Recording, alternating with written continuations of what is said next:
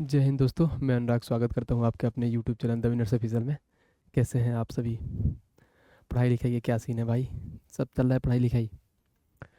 तो आज इसी सिलसिला में हम लोग आगे बढ़ते हैं, क्योंकि RRB NTPC 2025 under graduate level का हम लोग प्रैक्टिस सेट चालू किया है। ऑलरेडी हमने 2 सेट कर लिया है और प्रैक्टिस सेट 3 आज हम लोग करेंगे। ठीक है। टोटल इसमें हमने बोला था 5 कराने के लिए, बट मैंने इतना कमिटमेंट नहीं था कि 5 कराएंगे, बट लेकिन हमें लग रहा है कि 5 तक हम कंप्लीट करा देंगे, क्योंकि आज 3 हो जाएगी, बाकी कल 4 और 5 करके ऐसे कंप्लीट करा देंगे। बाकी आप लोगों का पढ़ाई उम्मीद करता हूँ कि अच्छा चल रहा होगा, क्योंकि एग्ज़ाम बहुत नज़दीक है। तो आप एक चीज़ और कर सकते हैं कि जितना ज़्यादा से ज़्यादा है मॉक दे सकते हैं। और मॉक देने के साथ साथ आप उस मॉक को एनालाइज़ करना बहुत ज़रूरी है, कि किस चीज़ में आपको ज़्यादा गलतियाँ हो रही हैं, उसको ध्यान देना ज़्यादा इंपॉर्टेंट है। ठीक है, तो पढ़ाई तो करते रहिएगा, लेकिन साथ साथ मॉक का भी आप लोगों का एनालाइज़ करते रहना है, कि जो टॉपिक अगर वीक पड़ रहा है तो उस टॉपिक को उठाइए और दबा के प्रैक्टिस करिए, ताकि फिर दोबारा उस टॉपिक्स में आप लोगों को दिक्कत ना हो। ठीक है, चलिए फिर शुरू करते हैं। आज प्रैक्टिस सेट 3 बता दें कि इसमें क्वेश्चन का लेवल अच्छा है इस बार, क्योंकि बहुत सारे भाई ने मैसेज भी किया था सेकंड वाले प्रैक्टिस सेट में कि भैया थोड़ा क्वेश्चन का लेवल अप करके रखो, क्योंकि इजी वाले तो सारे बना ही लेते हैं। बट मैं ये मेक श्योर करके चलता हूँ कि आप लोगों का अगर 30 क्वेश्चन आ रहा है ना आरआरबी एनटीपीसी में, तो उसमें से 20 से 22 क्वेश्चन होगा जो डुएबल होगा, सारे लोग कर लोगे बहुत ईजी में। मुश्किल से 4-5 क्वेश्चन होते हैं जो मतलब थोड़ा दिमाग लगाने वाले होते हैं, और थोड़ा लगता है कि हाँ इसमें लॉजिकल है, इसमें कैलकुलेशन है, तो थोड़ा पेन वेन चलाना पड़ता है, बाकी तो नॉर्मल से आते हैं। ठीक है, बाकी इस बार भी क्वेश्चन का लेवल सही है। तो चलिए शुरू करते हैं क्वेश्चन नंबर 1 से। क्वेश्चन नंबर 1 क्या कह रहा है, पढ़ते हैं। साधारण ब्याज के साथ निवेश की गई एक निश्चित राशि 2 वर्षों में 756 रुपये और 3.5 वर्षों में 873 हो जाती है। तो राशि हमें ज्ञात करना है, यानी हमें प्रिंसिपल फाइंड करना है। ठीक है, देखिए ऐसे बनाने के क्वेश्चन को कैसे हम लोग बनाते हैं। सबसे पहले लेट यहाँ पे हमने प्रिंसिपल को पी माना।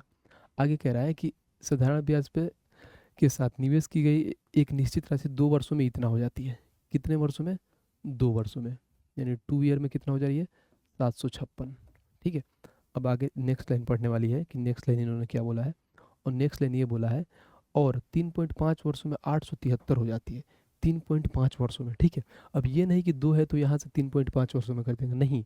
और जो यानी स्टार्टिंग वाला यही प्रिंसिपल 3.5 वर्षों में। ठीक है, यही प्रिंसिपल हमारा बोल रहा है कि 3.5 वर्षों में कितना हो जाती है हमारा? 873 हो जाती है। टाइम कितना लग रहा है? 3.5 ईयर।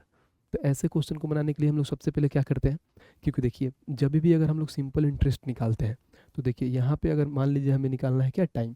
तो यहाँ पर टाइमिंग का अगर यहाँ से यहाँ देखेंगे तो 2 साल का गैप है, और यहाँ से लेके यहाँ तक का गैपिंग कितना है? 3.5 साल का है। बट लेकिन एक चीज़ है कि यहाँ पे इन दोनों का गैपिंग देखिए, इन दोनों का गैपिंग कितना है? यहाँ पे 2 साल है, पूरा का 3.5 साल है। तो यहाँ पे 3.5 साल में 2 साल घटा देंगे तो कितना आ जाएगा? 1.5। यानी यहाँ पर 1.5 साल आएगा। यानी जो यहाँ पे इन लोगों का पैसे का रेशियो आएगा ना, वो 1.5 साल का वैल्यू होगा।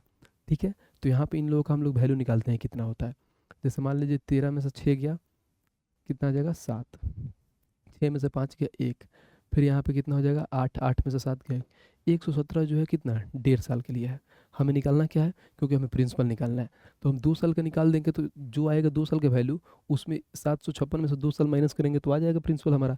तो 2 साल का निकाल लेते हैं, नहीं डायरेक्ट हम 2 साल का निकाल लेते हैं। यहाँ से अगर हम पॉइंट हटाते हैं तो यहाँ 0 आ जाएगा। अब इसको काट देते हैं। 5 3 15, 5 चौका 20। फिर 3 से काटते हैं, 3 3 का 9, और 2 3 9 47। ठीक है, 3 9 27।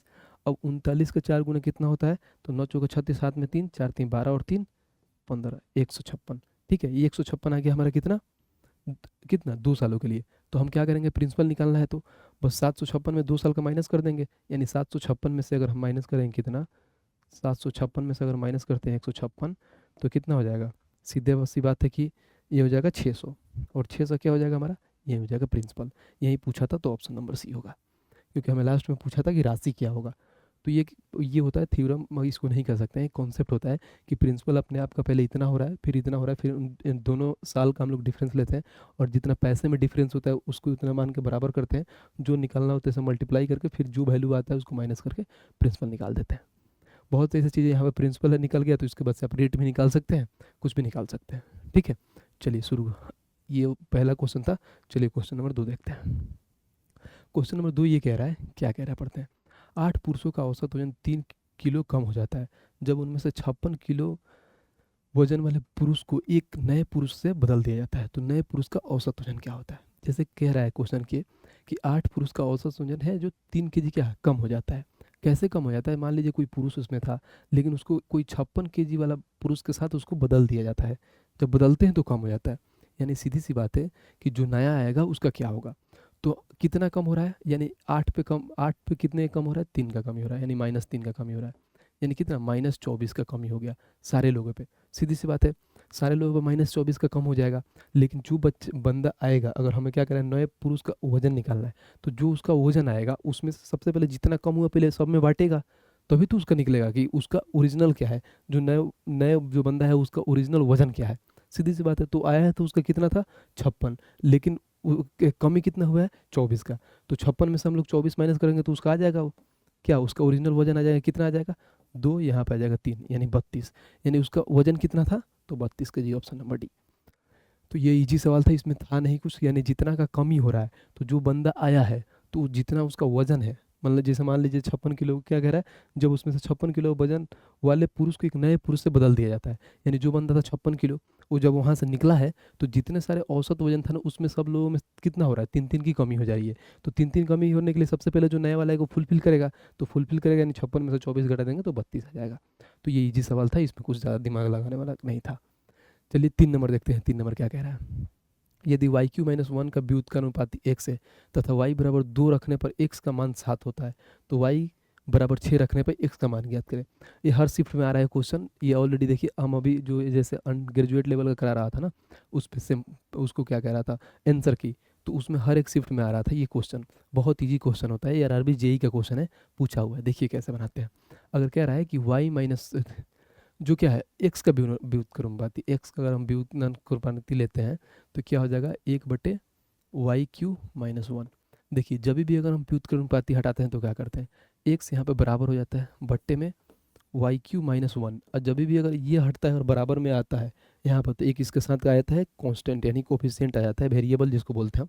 ये कोई वेरिएबल एक ले लेते हैं, तो वेरिएबल एक्स के मान लिए, कुछ भी मान सकते हैं आप, ए से जेड तक आप स्वतंत्र हैं, कुछ भी मान के बना सकते हैं। अब जैसे जैसे बोला हम लोग वैल्यू रख देंगे। यहाँ पे कह रहा है एक y बराबर 2 है और x का 7 है, तो x का मान 7 रख लेते हैं, y का मान 2 है, तो 2 का क्यू करेंगे कितना होगा? 8, 8 में से एक गया 7, और यहाँ पर k आ गया, तो k निकालनेंगे तो 7 इधर आ जाएगा, तो k बराबर कितना हो जाएगा? 7 7 49। जो हमारा वेरिएबल जो k माने हैं उसका वैल्यू कितना आ गया? 49। बट ये तो एक स्टेप हो गया। दूसरा स्टेप में ये भी बोला है, तो y 6 रखने पर x का मान बताएं, तो सेम इसी को सेकंड टाइम वो करेंगे। सेम ऐसे लिखते हैं, x बराबर 1/YQ माइनस में क्या? 1, और यहाँ पर k का वैल्यू हमने ऑलरेडी निकाल लिया क्या? 49, तो यहाँ पे इस बार हम लोग 49 रख देंगे बस। अब जो वैल्यू बोला है रख देते हैं। अब ये वैल्यू ये बोला है क्या कि y बराबर 2 रखने पे, तो y बराबर 2 रखेंगे, x का मान निकालना है, तो x बराबर y बराबर यहाँ पे क्या रखना है हमें? पहले 2 रखे थे, पहले रख देते, लेकिन अब क्या रखना है? 6, तो y का मान 6 रखेंगे। 6 का क्यू करेंगे तो कितना होता है? 216। 216 में से 1 घटाएंगे तो कितना हो जाएगा? 215, और इंटू में यहाँ पे क्या है? 49। हमें x का ही मान फाइंड करना है, तो 49 ऊपर आ जाएगा ऐसे, तो 49 बटे में 215 आएगा। यही है हमारा x का मान। कहाँ है 49 बटे 215? तो ऑप्शन नंबर है। तो ये होता है प्रोपोर्शनल वाली सवाल होते हैं, जो बहुत ईजी होता है, इसमें कुछ होता नहीं है। बस जब भी अगर ये हटाते हैं हम व्युत्क्रमानुपाती, जिसको जगह पर हम लोग कांस्टेंट कोई एक वेरिएबल लेके निकाल लेते हैं, फिर दोनों बार उसका मान रख देते हैं जो जो दिया होता है, क्योंकि इसमें 3 चीज़ों का मान दे दे रहता है और एक चीज़ का मान निकालना होता है, जो हमारे लिए बहुत ईजी हो जाता है। ठीक है, चलिए क्वेश्चन नंबर हम नेक्स्ट देखते हैं। क्वेश्चन नंबर 4 क्या कह रहा है? क्वेश्चन नंबर 4 क्या कह रहा है? कह रहा है यदि एक्स बराबर इतना है तो इतना का मान ज्ञात करना है। देखिए यहाँ पे एक कॉन्सेप्ट लगता है। कॉन्सेप्ट क्या होता है? जब भी ऐसा फॉर्मेट दिया होता है ना, ऐसा फॉर्मेट आप लोगों को कभी भी मिले, जीवन में कभी भी ऐसा फॉर्मेट आप लोगों को देखने को मिले, तो एक चीज़ें होता है, और वो चीज़ें क्या होता है मैं बताता हूँ। सबसे पहले ऐसे करते हैं कि यहाँ पे देखिए, यहाँ पे पहला वैल्यू क्या है? 7, दूसरा क्या है? 4√3। तो अगर हम इसमें एक दो चीज़ें निकल के आती, एक तो निकलता है एक्स प्लस 1/x, एक निकलता है x माइनस 1/x, और इसका मान क्या होता है? देखिए हम लोग क्या करते हैं कि ये पहले 7 का स्क्वायर करते हैं, फिर ये 4√3 का स्क्वायर करते हैं। अगर स्क्वायर करके फिर इन लोगों का डिफरेंस देखते हैं, अगर इनका डिफरेंस 1 आ गया तो समझिए कि हमारा जो प्रॉपर्टी जो सेट हो जाएगा। अगर डिफरेंस 1 आ जाएगा तो ये करेंगे, जब भी अगर हम प्लस निकालना होता है तो उसमें 2 से गुणा करके बड़ी वाली संख्या ले लेते हैं। यानी बड़ी वाली संख्या, यानी कहना इन द सेंस कि 7 का स्क्वायर कितना होता है? 49, और इसका अगर हम स्क्वायर करते हैं तो 4 का स्क्वायर 16, 16 और √3 का स्क्वायर करेंगे तो √3 खत्म हो जाएगा यानी 3 बच जाएगा। तो 16 में 3 से गुणा करेंगे 48, यानी 49 में से 48 अगर इसका हम डिफरेंस लेते हैं तो डिफरेंस एक आ जाता है, यानी हमारा चीज़ें जो है प्रॉपर्टी जो वेरीफाइड हो गया कि एक आ रहा है। तो जो बड़ी वाली संख्या होता है वो प्लस में ऐड कर देते हैं, 2 × 7 कर देते हैं बड़ी वाली में। अगर वहीं छोटी वाली अगर माइनस वाला निकालना होता है तो इसको 2 × 4√3 कर देते हैं, बस इसके साथ 2 लग जाता है। ये डायरेक्ट एक वो होता है प्रॉपर्टी जिसके थ्रू ये अपना माना जाता है, x + 1/x और x - 1/x का मान निकल के आता है। बट हमें ये थोड़ी निकालना है, हमें निकालना है क्या, ये हमें निकालना है क्या, √x प्लस में 1/√x, ये वाली मान निकालना है। अब जब भी मैं बताया था, अगर मान लीजिए कि अगर हम इसको देखिए 2 तरीके से बता सकता हूँ। देखिए अगर मैं इसको ऐसे करूँ, अगर हम स्क्वायर में जाना होता है, x² + 1/x² करते हैं तो हम कुछ नहीं करते हैं, n² - 2 कर देते हैं, n² - 2, यानी जो वैल्यू अगर ऊपर जाते हैं तो n² - 2। अगर सेम से अगर इसको नीचे आते हैं, यानी मान लीजिए इसको भी जैसे रूट में आते हैं, जैसे मान लो अभी इसी के रूट में आते हैं, तो हम लोग क्या करते हैं, रूट लगा देते हैं। अगर जो निकालना होता है, जैसे मान लीजिए इसका निकालना हो तो हम क्या करेंगे, डायरेक्ट यहाँ पर रूट लगा देंगे, यहाँ पर n हो जाएगा और प्लस से तो प्लस रहेगा और कुछ नहीं करेंगे, 2 ऐड कर देंगे, बस सीधी सी बात है, ये निकालने के लिए। तो अब देखिए यहाँ पर रूट लगा दिए, एन का वैल्यू क्या दे रखा है, 7 दूना 14, यहाँ पर हो जाएगा 14 और प्लस में 2 आ गया। तो अगर प्लस में 14 2 16 हो गया, 16 का अगर स्क्वायर रूट निकालेंगे तो कितना आ जाएगा, 4। और हमारा यही वैल्यू पूछा है कितना, तो ऑप्शन नंबर डी। तो ये 1-2 प्रॉपर्टीज होता है जो आप लोगों को मालूम होना चाहिए। अगर ये प्रॉपर्टीज आप लोगों को मालूम है तो कुछ भी निकाल सकते हैं। अब यहाँ से कुछ भी पूछ सकते हैं, आप कुछ भी बना सकते हैं, x⁴ से लेकर x⁴ तक। कोई आप लोगों को इसमें हमें लगेगा कि परेशानी होने वाली है, और नहीं होगी, क्योंकि बढ़िया सवाल है, थोड़ा कंसेप्चुअल सवाल है। चलिए क्वेश्चन नंबर 5 देखते हैं। क्वेश्चन नंबर 5 कह रहा है, 2 इनलेट पाइप ए और बी एक टंकी को क्रमशः 30 मिनट और 36 मिनट में भर सकते हैं।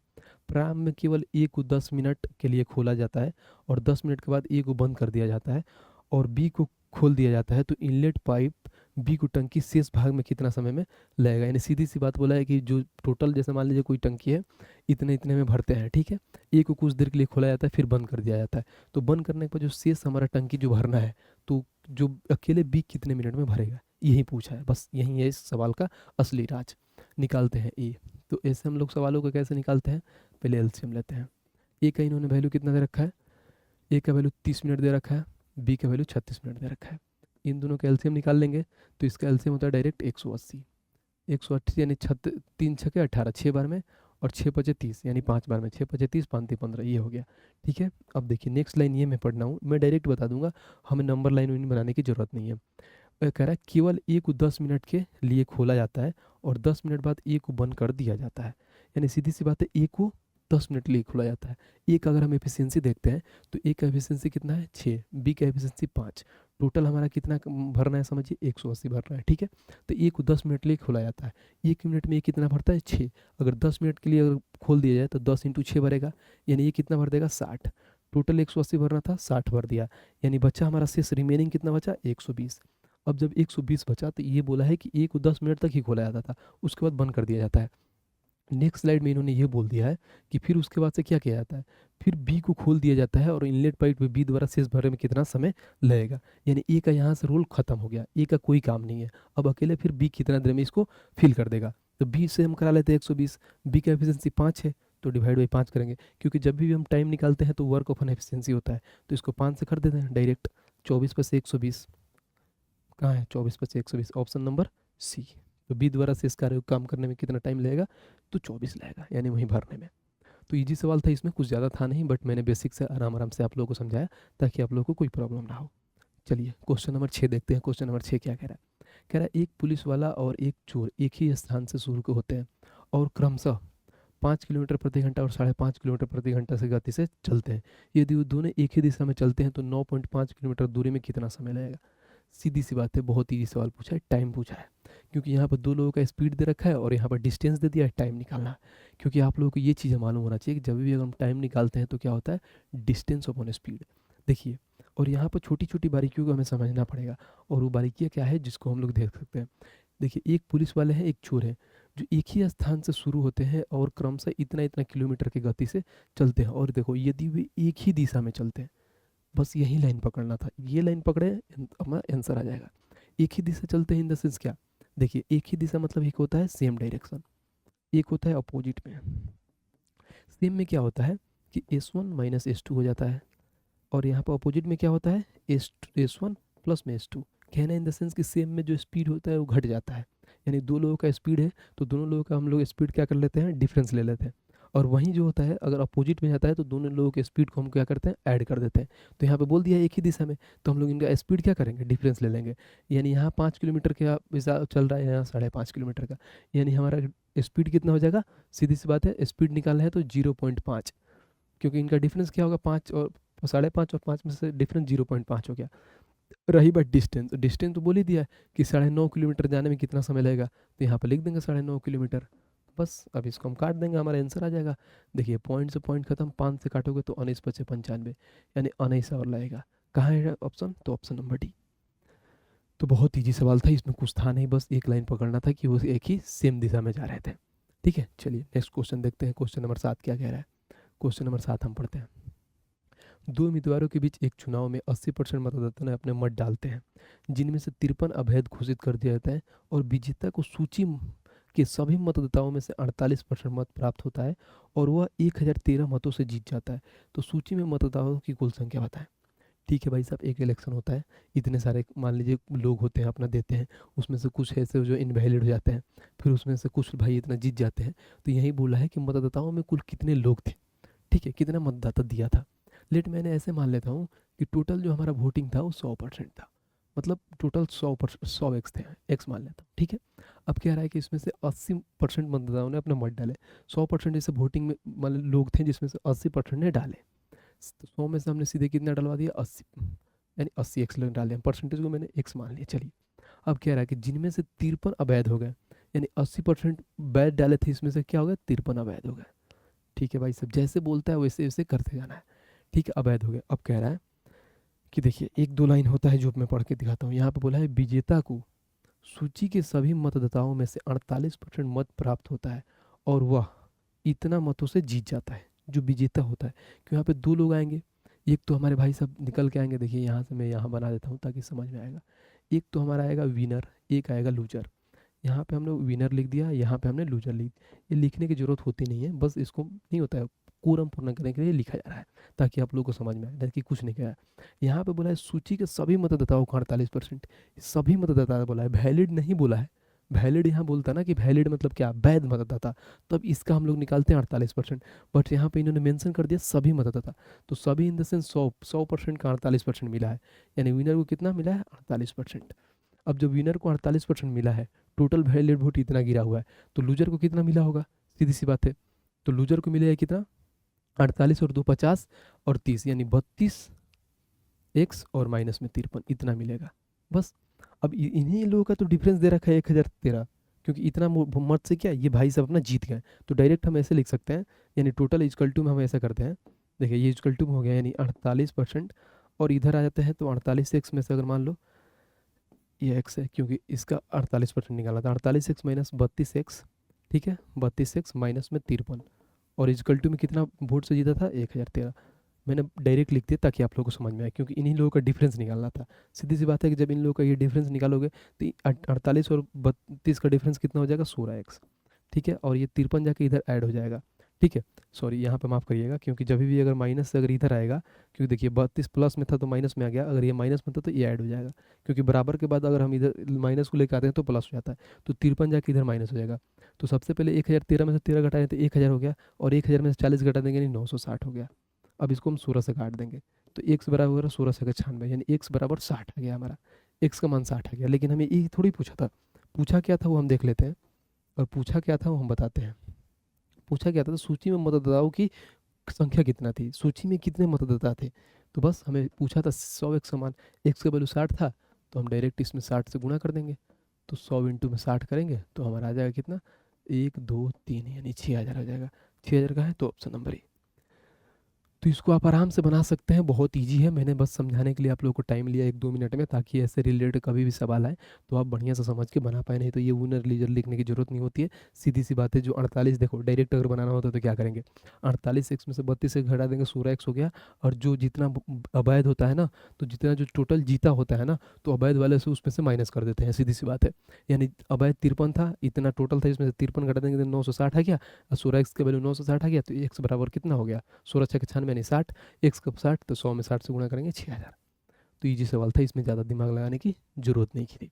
अब देखिए 8 नंबर कह रहा है 5 बच्चों की उम्र का युग 40 साल है जो कि 2 साल के अंतराल पर जन्मे हैं, तो सबसे बड़े बच्चे का उम्र क्या है। ऐसे सवाल आते हैं ना, तो ये तो एपी में बनते हैं, बट लेकिन हम लोग एपी में ना बना के इसको बेसिक से बना लेते हैं, बहुत कम टाइम में बहुत जल्दी बन जाएगा, ज़्यादा दिमाग लगाने की भी जरूरत नहीं है और ज़्यादा कोई फार्मूला याद करने की भी जरूरत नहीं है। कह रहा है 5 बच्चों की उम्र का युग 40 है जो कि 2 साल के अंतराल पर जन्म है। लेट मैंने पहले को एक्स मानता हूँ, पहला बच्चा एक्स पे, तो दूसरा साल जब पैदा होगा तो कितना हो जाएगा वो भाई साहब, x+2, क्योंकि ऐड करते जा रहा हूँ यहाँ पे, तो क्योंकि पाँचों बच्चों का योग बोला है, यानी दूसरा x+2 हो जाएगा, तीसरा हो जाएगा x+4 में आ जाएगा, फिर चौथा कितना हो जाएगा अपना x+8 में आ जाएगा।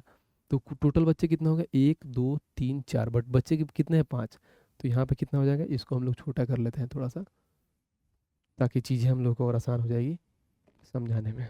ठीक है, देखिए यहाँ कर लेते हैं। ठीक है, तो यहाँ पे कितना हो गया हमारा x+8, और एक पाँचवा जब आएगा तो कितना हो जाएगा x+10, और इसी का योग तो इन्होंने दे रखा है कितना 40। बस अब यहाँ पर निकाल देते हैं, सीधी सी बात है। पूछा क्या है इन्होंने, पूछा है वो भी देख लेते हैं। पूछ लिया है इन्होंने क्या, तो देखिए ये पूछा है कि सबसे बड़े बच्चे की उम्र क्या है। सबसे बड़े बच्चे यानी सबसे बड़े बच्चे इसमें कौन है, यानी सबसे बड़े बच्चे x+10 यही होंगे सबसे बड़े बच्चे। तो पहले x का मान निकालते हैं, 1 2 3 4 5 आ गए, तो 5x यहाँ पे हो गया। देखिए ठीक है बराबर, अब देखिए 2 4 2 6 8 6 14, 14 और 10 कितना होता है, 14 और 10 24, 24 इधर माइनस हो जाएगा, 40 में से 24 माइनस हो जाएगा, कितना हो जाएगा, कहीं गलत कर रहे हैं क्या, x+2 x+4, सॉरी माफ़ करना यहाँ पे, देखिए फ्लो में गलती हो जाती है, यहाँ पे होता है 2 साल की गैपिंग है ना, तो यहाँ पे हो जाएगा x+6। ठीक है, यहाँ पे हो जाएगा x+6 और यहाँ पे हो जाएगा x+10। माफ़ करना भाई, कभी कभी फ्लो में मैं चीज़ों को वहाँ पर 2 गुना कर दिया था, 4 से डायरेक्ट 8 कर दिया था। ठीक है, जैसे यहाँ पे हो गया, देखो अभी भी यहाँ पे x+8 होगा, देखो क्योंकि 2 साल बढ़ रहा है ना, 2 4 6 8, बस अब इसमें कुछ था नहीं, लॉजिकल सवाल है। यहाँ पे x कितना टोटल 5x हो गया, यहाँ पे 2 4 2 6 6 6 12 12 8 20, यानी 20 हो गया, 40 में से 20 माइनस करेंगे तो 20 हो जाएगा, यानी 5x बराबर 20, तो x बराबर कितना हो गया 4। हमें पूछा क्या है कि सबसे बड़े बच्चों का उम्र कितनी है, तो सबसे बड़े बच्चे तो यही हो गए x+8, तो इसमें हम x में अगर 4 रख देंगे तो 4+8 कितना हो जाएगा 12, यानी सबसे बड़े बच्चे की उम्र कितना हो जाएगा 12, तो ऑप्शन नंबर डी। तो छोटी छोटी ये थी जो कैलकुलेशन दिमाग से उतर जाती है, यही कैलकुलेशन होता है जो आप लोग एग्जाम में चीज़ें भी वहाँ पे बहुत गलती होती है। ठीक है, क्योंकि वहाँ पे बच्चे हम लोग वो नहीं होता है 14 3 48 पढ़ लेते हैं, जो 14 3 42 होता है, तो हो जाती है धीरे धीरे, छोटे भाई समझ के कोऑपरेट करना चीज़ों को। ठीक है, चलिए मैं भी आप लोगों की तरह ऐसे ही आके यहाँ पर सॉल्यूशन करता हूँ, क्योंकि इतना टाइम नहीं मिलता है कि क्वेश्चन देखो फिर उसके बाद आके बनाऊँ, क्योंकि जब क्वेश्चन सेट करता हूँ उसी टाइम देखता हूँ, फिर उसके बाद से डायरेक्ट यहाँ पे सॉल्यूशन करता हूँ। देखिए ये देखते हैं क्या कह रहा है, देखिए यहाँ पे यदि 2 बार हो गया है, यानी टाइपिस्ट की गलती है, देखो अगर ये देखा होता मैं पहले तो ऑलरेडी सुधरवा लेता, बट ठीक है हो जाती है छोटी मोटी गलतियाँ। कह रहा है कि 18 cos theta plus 5 sin theta बट्टे में 5 cos theta plus 4 sin theta बराबर 2 है, तो हमें निकालना क्या है cot थीटा का मान। देखिए जब भी ऐसे वैल्यू दिया है तो हम इसको डायरेक्ट सॉल्व करते हैं। यहाँ पे बोला है 18 cos थीटा, लिखते हैं हम 18 cos थीटा, फिर प्लस में है 5 sin थीटा, 5 sin थीटा बराबर में यहाँ पे 5 cos थीटा 4 cos थीटा को उधर भेज देते हैं, जब उधर भेजें तो 2 मल्टीप्लाई हो जाएगा, यानी 5 दूना 10 कितना हो जाएगा 10 cos थीटा और प्लस में 8 sin थीटा, ये आ गया वैल्यू अपना। ठीक है, अब देखिए यहाँ पे 18 cos थीटा है, यहाँ पे 10 cos थीटा है, तो 18 है इधर 10 इधर आएगा तो माइनस हो जाएगा, यानी 8 cos थीटा हो जाएगा। फिर बराबर में यहाँ पे 8 sin थीटा इधर 5 sin थीटा, यानी उधर जाएगा तो 3 sin थीटा हो जाएगा। अब यहाँ पे अपना आ जाएगा cos थीटा और इधर ही उसको ले लेते हैं बट्टे में sin थीटा, तो यहाँ पे ऊपर 3 है और ये वाला वैल्यू 8 आ जाएगा।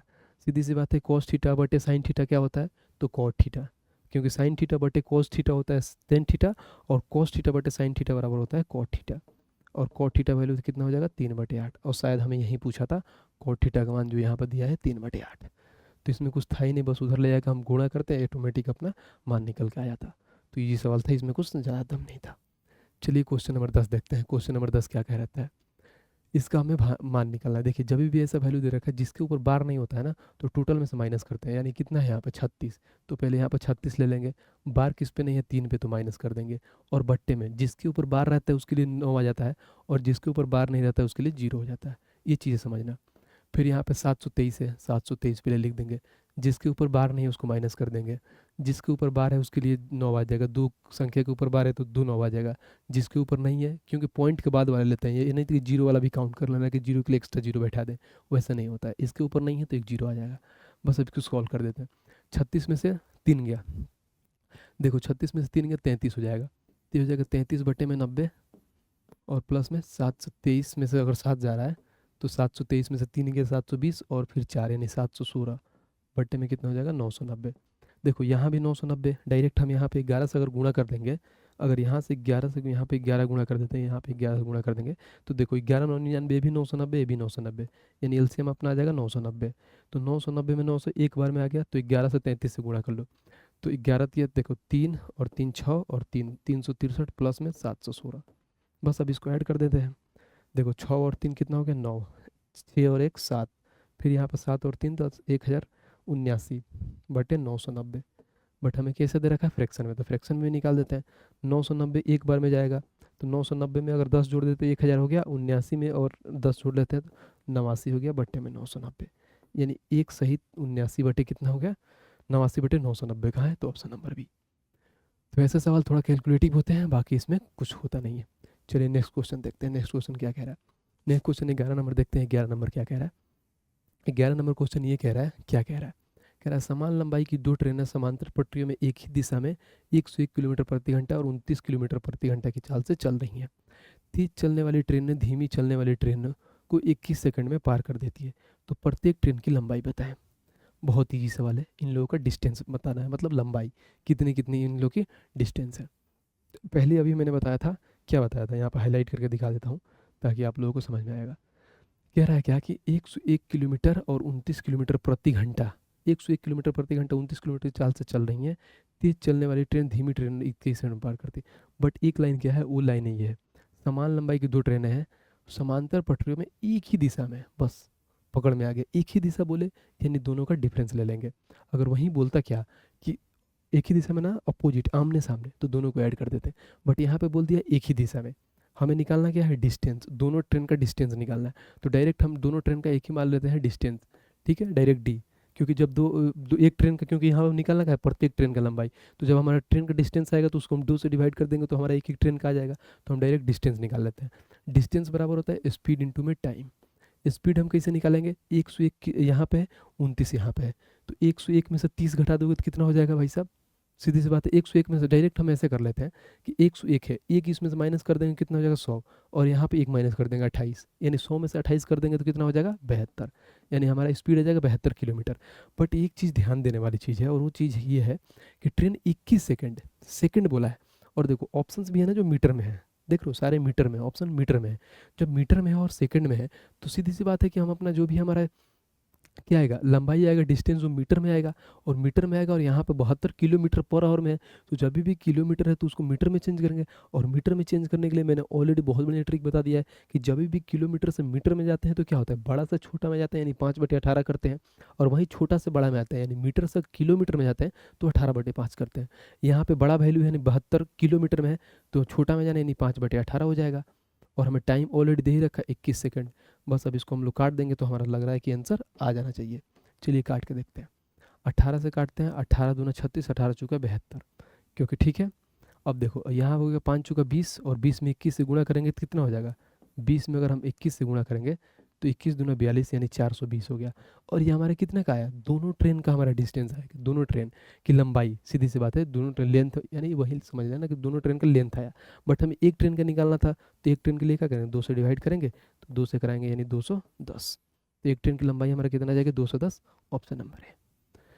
बहुत इजी सवाल था, बस यहीं बच्चे कन्फ्यूजन में हो जाते हैं कि वो लोग अपने चेंज नहीं कर पाते हैं कि किलोमीटर से मीटर प्रति सेकंड में कैसे करें और मीटर प्रति सेकंड से किलोमीटर में कैसे करें, क्योंकि आप लोगों की नज़र हर जगह होनी चाहिए, ऑप्शंस में भी होना चाहिए और वहाँ पे क्वेश्चंस में भी होना चाहिए कि ऑप्शंस किस में दिया है और क्वेश्चंस का लैंग्वेज जो है उसको किस में दिया है, फिर वैसे करेंगे तो बना लेंगे। देखिए ये सवाल बहुत ईजी होते हैं, जब भी देखिए नीचे का जब बेस बराबर होते हैं ना, बेस देखिए नीचे के सारे लोगों का बेस बराबर होते हैं तो कुछ नहीं करते हैं। जैसे मान लीजिए अगर नीचे से अगर ऊपर बढ़ते हैं तो जो नीचे वाला क्या होता है, मान जो उन लोग का क्या बोलते हैं इसको पावर, जो पावर होता है वो माइनस हो जाता है। तो यहाँ 19 के पावर 19 है, अगर 19 के पावर 18 है तो कुछ नहीं होता है, यहाँ पर डायरेक्ट इससे हो जाता है 19, और यहाँ पे पावर 19 - 18 हो जाता है। सेम ऐसे ही हो जाता है, गुणा का गुणा हो जाता है। देखिए पूरा लिख के समझा देता हूँ, नहीं तो लिखने की ज़रूरत नहीं होती है। देखिए 19 के पावर यहाँ पे हो जाएगा 19 और नीचे से जाएगा माइनस में तो 18 हो जाएगा। फिर गुणे यहाँ 7 के पावर 9 हो जाएगा और फिर माइनस में ऊपर जाएगा तो 8 हो जाएगा। फिर यहाँ पे गुणे हो जाएगा, यहाँ 35 के पावर कितना हो जाएगा 7 और ऊपर माइनस जाकर 6 हो गया। बस अब कुछ नहीं करना है। अब 19 के पावर 1 गुणे 7 के पावर 1 गुणे 35 के पावर 1, तो बात तो वहीं में कुछ भी करो तो सेम ही आएगा, पावर 1 हो क्योंकि दो तो है नहीं कि स्क्वायर आएगा, तो पावर 1 सेम ही वैल्यू आएगा, गुणा करना है। देखिए सारे का यूनिट डिजिट देखिएगा तो अलग अलग है, तो हमें पूरा गुणा करने की ज़रूरत ही नहीं है, बस हम यूनिट डिजिट से खेल लेंगे। देखिए यहाँ पर 9 7 63, 63 यानी कितना 3, और फिर 3 में अगर 5 से गुणा करेंगे यानी 15, यूनिट डिजिट में 5 आएगा। यूनिट डिजिट में 5 का है तो ऑप्शन नंबर ए, पूरा गुणा करने की ज़रूरत नहीं है। फिर भी अगर आप लोग लग रहा है कि शक है नहीं है ऐसा नहीं आएगा तो आप लोग गुणा कर लीजिएगा, प्रॉपर जो आंसर बताए हैं वही आएगा। चलिए क्वेश्चन नंबर 13 देखते हैं। क्वेश्चन नंबर 13 क्या कह रहा है। क्वेश्चन नंबर 13 ये कह रहा है कि एक दुकानदार के पास निम्न 3 योजनाएं हैं जो इतना इतना परसेंट का है। अब पूछा है किस योजना में अधिकतम छूट प्रतिशत है, कि कौन सा ऐसा तीनों योजना में है जिसमें सबसे ज़्यादा हमको क्या डिस्काउंट मिल रहा है। तो तीनों योजना के निकालते हैं। पहले 30% और 35% के दो क्रमिक छूट दे रहा है। तो पहले में अगर हम निकालते हैं 30 और 35 का दो क्रमिक, हम सक्सेसिव लगा देंगे। पहले 30 + 35 माइनस 30 और 35 को गुणा कर लेते हैं तो कितना हो जाएगा। देखो यहाँ पर 0, अब 35 का 3 गुना करेंगे तो 105। डायरेक्ट बना रहा हूँ क्योंकि ऑलरेडी सारी चीज़ें बता रखा हूँ, जब भी प्रैक्टिस सेट कराता हूँ। यहाँ पे ये नहीं कि A plus B minus A B into 100 लिखूँ, क्योंकि वो सक्सेसिव का फॉर्मूला होता है, तो आप समझ लेना A plus B minus A B अपन में 100, ये 100 हो गया। ठीक है, चलो 30 और 35 कितना हो गया 65, माइनस करेंगे तो 1 0 से 1 0 खत्म। यहाँ पर अगर 10 से डिवाइड करेंगे तो 10.5 हो जाएगा, तो माइनस में 10.5।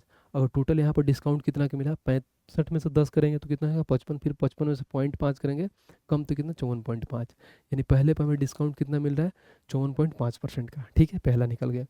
अब हम दूसरा निकालते हैं। दूसरा क्या कह रहा है 6 खरीद पर 4 मुफ्त पाया जाता है।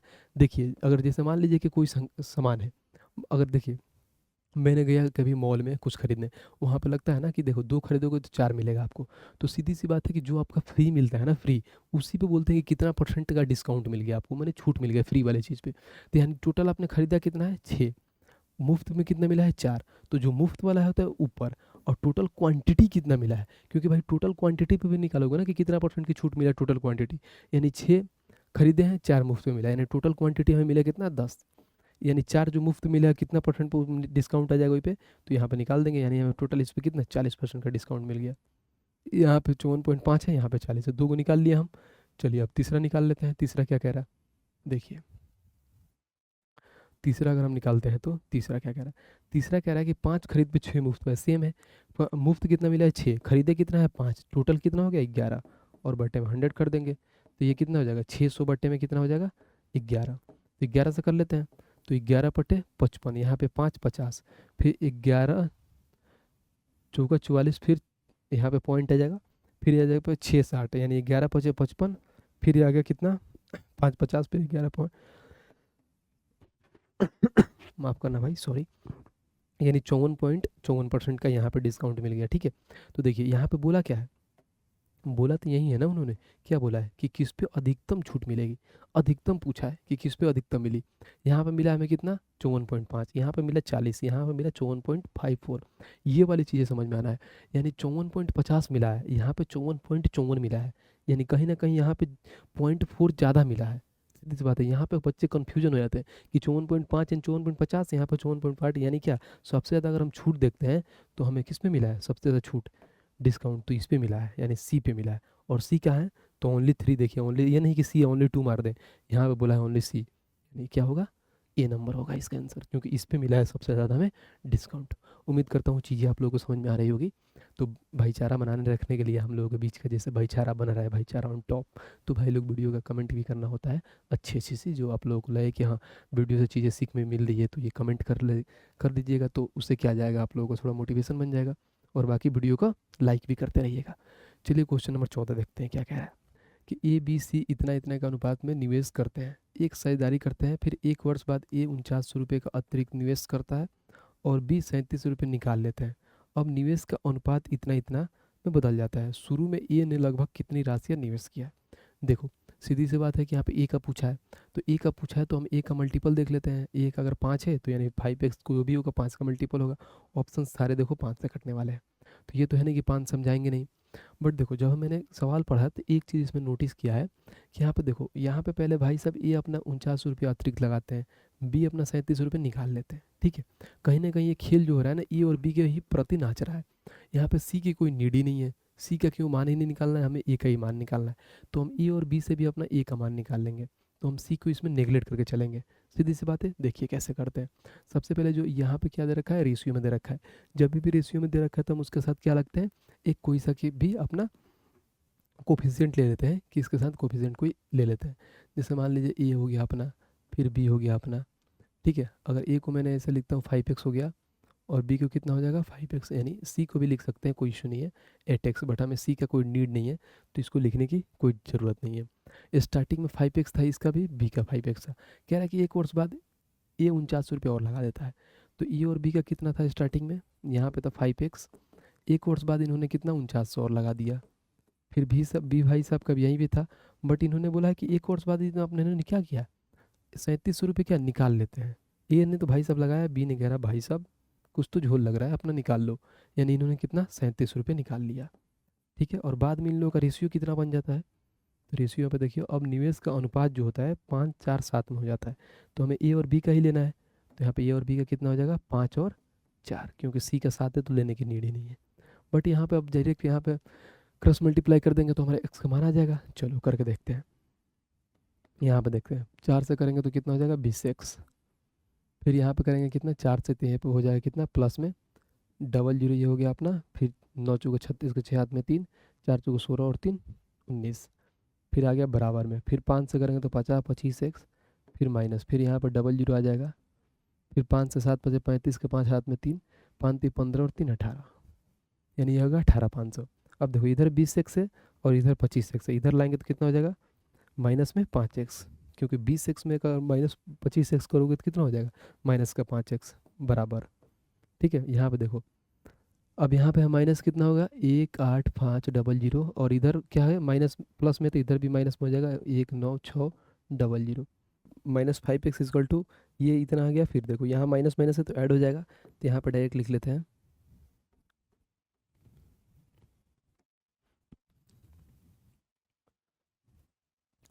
ठीक है, फिर यहाँ पे देखते हैं, फिर यहाँ पे जैसे देखते हैं तो यहाँ ये अब डायरेक्ट हो जाएगा -5x। फिर देखो ये माइनस माइनस ऐड हो जाएगा, फिर यहाँ पर डबल जीरो, फिर यहाँ पे 6 5 11 हाथ में 1, 9 8 17 1 18 हाथ में 1, 1 1 2 1 3, यानी -381, 100, ये माइनस माइनस खत्म, तो एक्स का मान निकाल लेते हैं डायरेक्ट। ये 5 से कट जाएगा, 5 से 35, 3 31, फिर 5 6 के 30, 1 5 2 10, यानी 0, यानी एक्स का वैल्यू अपना कितना आएगा 7620। बट हमें एक्स का वैल्यू थोड़ी ना पूछा है, क्या पूछा है देखिए अभी बताता हूँ। हमें पूछा क्या है, तो शुरू में ए ने लगभग कितनी राशियाँ निवेश किया था, यानी शुरू में स्टार्टिंग में कितना निवेश किया था, किसने निवेश किया था ए ने। देखो स्टार्टिंग में कितना निवेश किया था ए ने, तो यहाँ पे देखिए, यहाँ पे कितना एक्स का वैल्यू 7620, ये ने कितना किया था 5x, यानी एक्स का वैल्यू आ गया 76, तो यहाँ पे गुणा कर देंगे, यानी 5 में गुणा कर देंगे कितना 76 20 से, बस यहाँ पर हो जाएगा 0, 5 दूना 10 का हाथ में डाले 1, 6 5 30 और 31 हाथ में 3, 7 5 35 और 3 38, यानी 3800 रुपये कितना निवेश किया था ये ने, कहाँ है तो ऑप्शन नंबर ए। ये बढ़िया सवाल था, थोड़ा इसमें कन्फ्यूजन था, और कन्फ्यूजन इन द सेंस कि यहाँ पे सी को आप लेके आप पे नहीं कर पाते, बट सी का कोई मतलब ही नहीं था, बाकी कैलकुलेशन का था पार्ट था, और इसमें कुछ ज़्यादा था नहीं। चलिए, उम्मीद करता हूँ आप लोगों को चीज़ें अच्छे से समझ में आ रहा होगा। चलिए क्वेश्चन नंबर नेक्स्ट देखते हैं।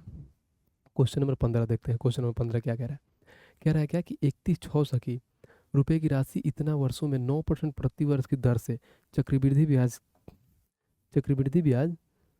क्या है, जब ब्याज 8 कितना ब्याज 8 मासिक चक्रवृद्धि है। 8 मासिक चक्रवृद्धि कहना इन द सेंस जो ब्याज होगा ना, जो 8 मंथ पे लगेगा, सीधी सी बात है। बट यहाँ पर ब्याज हमें कितना दे रखा है 9% प्रति वर्ष दिया है, बट इन्होंने बोल दिया कितना 8%, क्या 8 महीने पे लगेगा।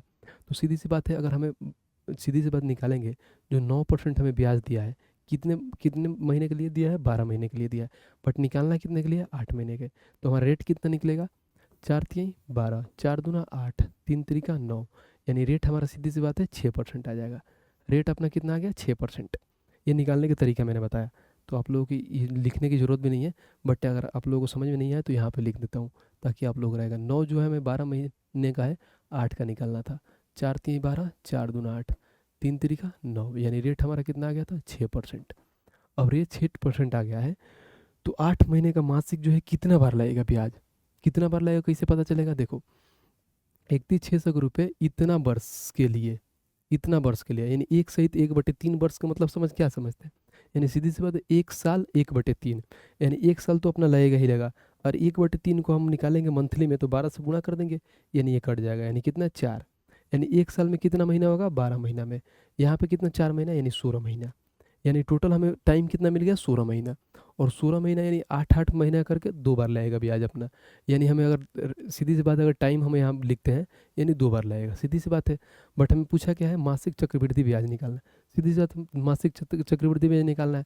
हमें प्रिंसिपल कितना दे रखा है? 31,600, प्रिंसिपल 31,600, 31,600 पर हम डायरेक्ट चक्रवृद्धि ब्याज निकाल देंगे। बट लेकिन सीधी सी बात है कि 6% के लिए 2 साल के लिए CI कैसे निकलेगा? या तो डायरेक्ट, या तो एक होगा कि क्या 100 से 106, ठीक है। अब इसका आप स्क्वायर कर लो, ठीक है, इसको हम रेशियो मेथड बोलते हैं। बट मैंने स्टार्टिंग में आप लोगों को पढ़ाया था, जब भी ग्रेजुएट लेवल का कराया था, तो उसमें बताया था कि जब भी अगर नॉर्मल फ्रैक्शन, अगर फ्रैक्शन में वैल्यू ना हो, नॉर्मल हो, जैसे 2, 3, 4, 5, 8 ऐसे हो, तो उसको हम क्या करेंगे? सक्सेसिव लगाएंगे। सक्सेसिव लगाने का तरीका ही बताया था मैंने, A+B फिर AB अपॉन में 100 ऐसे हो जाएगा। लेकिन डायरेक्ट अगर इसको कैसे निकालेंगे? कुछ नहीं करना होता है। अगर 6, अगर देखिए 2 साल के लिए है तो 6 ऐड कर देंगे, 6 ऐड करेंगे 12 हो जाएगा, एक पॉइंट ले लेंगे। और 2 साल के है तो 6 का स्क्वायर कर देंगे, 6 का स्क्वायर करेंगे कितना? 36, यानी 2 साल का हमें देखेंगे चक्रवृद्धि ब्याज तो कितना आ गया? 12.6%, 12.36%। बस, यानी 31,600 से अगर 12.36% निकाल देंगे, 6% अगर निकाल देंगे, परसेंट हटेगा तो जीरो आ जाएगा यहाँ पे, डबल जीरो। ये 12.6% 6 साल के लिए 2 बार सक्सेसिव निकालने पे आ रहा है, ठीक है। और यही पूछा मासिक चक्रवृद्धि ब्याज हमारा क्या होगा? अब यानी टोटल प्रिंसिपल इतना है और इतना हमें परसेंटेज निकालने पे हमें चक्रवृद्धि ब्याज निकल जाएगा।